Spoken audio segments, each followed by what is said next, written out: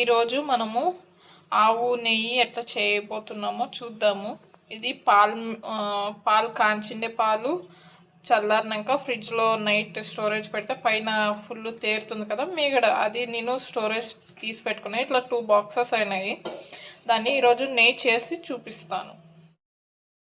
ఇప్పుడు మేగడ అంతా స్టోర్ చేసి పెట్టుకుని ఉండే మేగడ అంతా మిక్సీ జార్కి వేసుకుంటున్నా కొంచెం కొంచెం.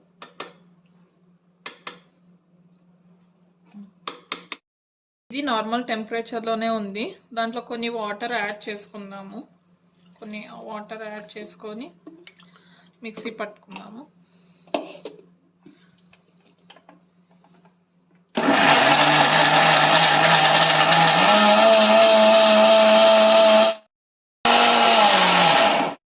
థిక్గా అయింది కదా, ఇంకా కొన్ని వాటర్ వేసుకుందాము.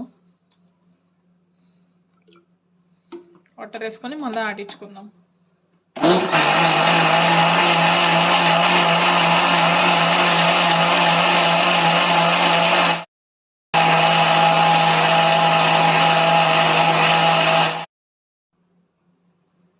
ఇప్పుడు చూడండి, ఇప్పుడు దీన్ని బటర్ అనేసి అంటాము. ఇప్పుడు పైన అంతా తేరింది కదా, నేను నా బౌల్లోకి ఐస్ క్యూబ్స్ తీసుకుంటున్నా.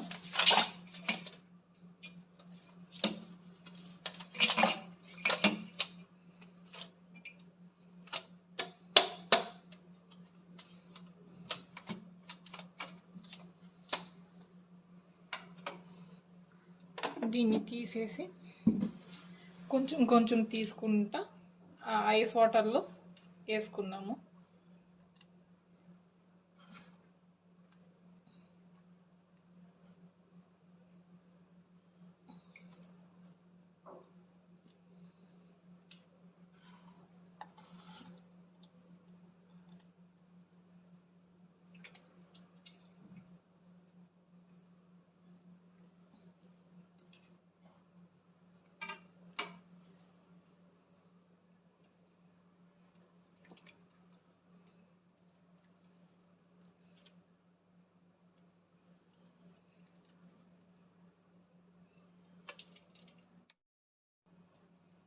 చూడండి, అంతా ఇట్లా ముద్దగా చేసుకొని ఇట్లా కోల్డ్ వాటర్లో పెట్టేస్తున్నాను. నా దగ్గర ఇంకా క్వాంటిటీ ఉంది కాబట్టి నేను ఆడించుకొని అన్నీ ఒకేసారి చూపిస్తాను మీకు.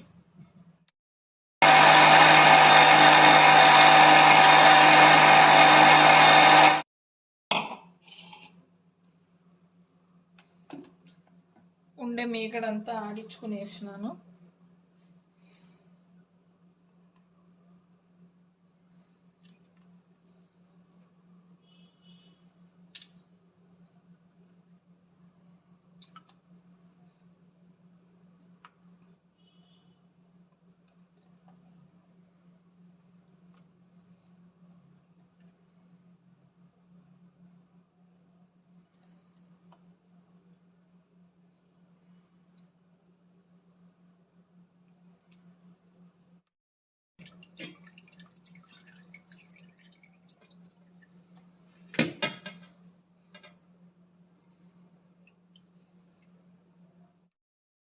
ఇప్పుడు మేగడ్ని ఇంకా బటర్ చేసినాము.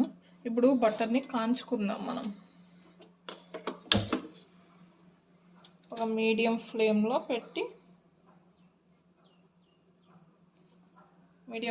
పెట్టి కొంతసేపు వదిలేసినామంటే ఇదంతా మొత్తం కరిగిపోతుంది. మొత్తం కరిగినాక కరివేపాకు అన్న వేసుకోవచ్చు, తమలపాకు అన్న వేసుకోవచ్చు. నేను కరివేపాకు వేసి కాంచి మీకు చూపిస్తాను.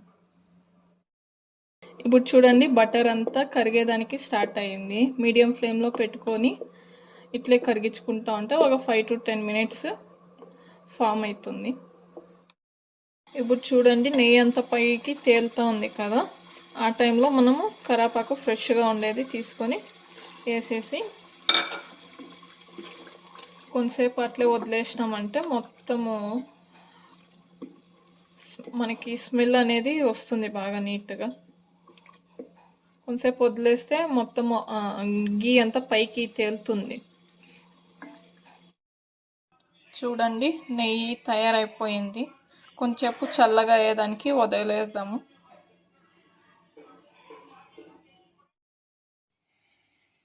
నెయ్యి అయిపోయింది కదా, చల్లగా కూడా అయిపోయింది. చూద్దాం ఎంత వచ్చిందో.